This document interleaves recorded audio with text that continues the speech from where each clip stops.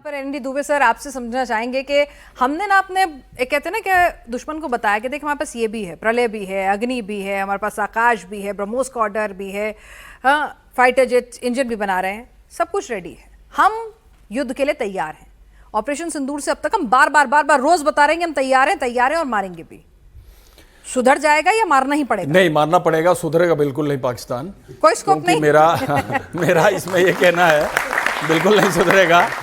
देखिए क्या है, ये जो बड़ी एक अजीब और बड़ी अच्छी बात हुई है, हाँ।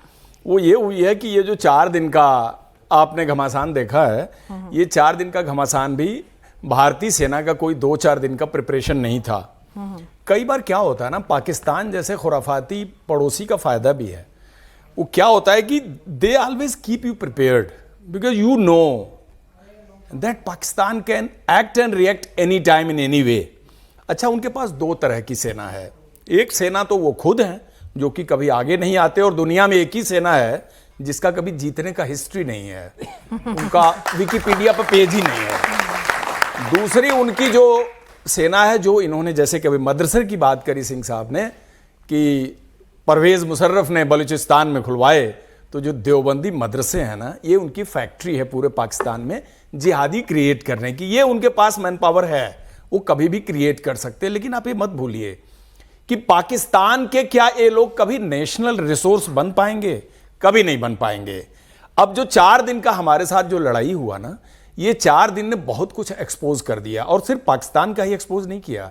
इन 4 दिनों ने दुनिया के कुल 57 या 51 मुस्लिम कंट्री हैं, इस्लामिक कंट्री हैं देखा जाए वर्ल्ड में।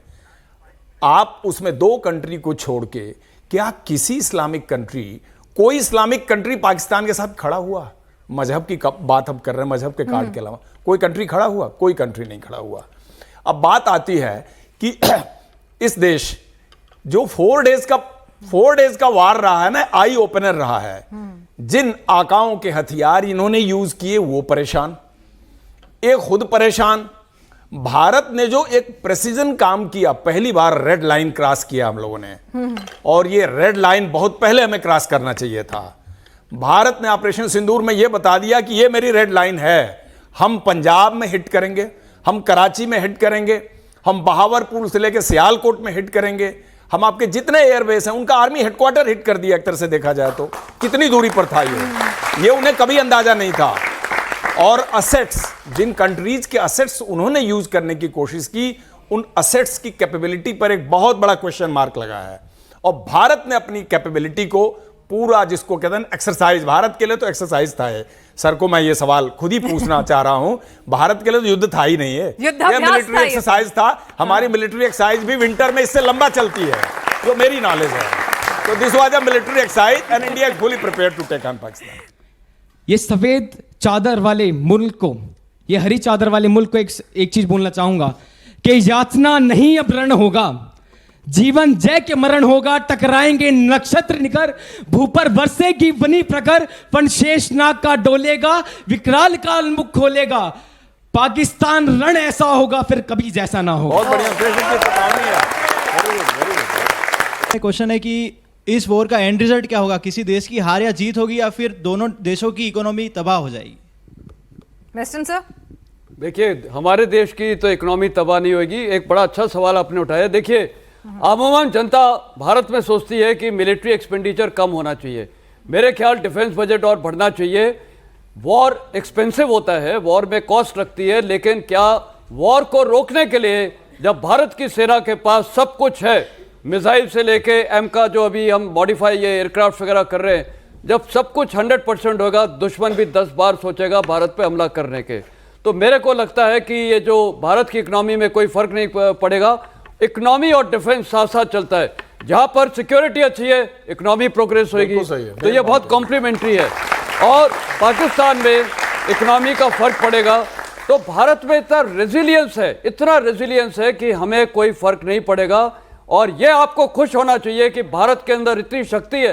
आप शक्ति है, हमारी इकोनॉमी शक्ति है, हमारा यूथ शक्ति है।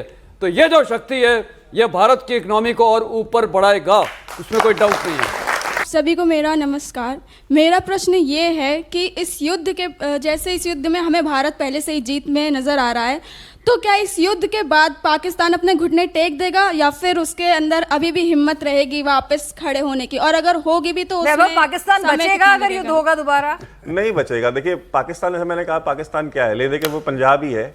बाकी तो और there is no such thing called Pakistan. और वो एक सूबा है, और आपकी एक अग्नि 5 भी काफ़ी है उसको ख़त्म करने के लिए। पंजाब खत्म हो गया, पाकिस्तान खत्म हो गया, बलोच अलग हो जाएंगे, सिंधी अपना देश चाहते हैं, पठान जो है इनके साथ रहना, बाचा खान के समय से आज तक, बाचा खान, अब्दुल गनी खान, असफंदियार वली खान से लेकर आज तक कोई तैयार नहीं उनके साथ रहने के लिए। अच्छा, टीटीपी जो है, टीटीपी क्या फिनोमिना है? तहरीक तालिबान पाकिस्तान।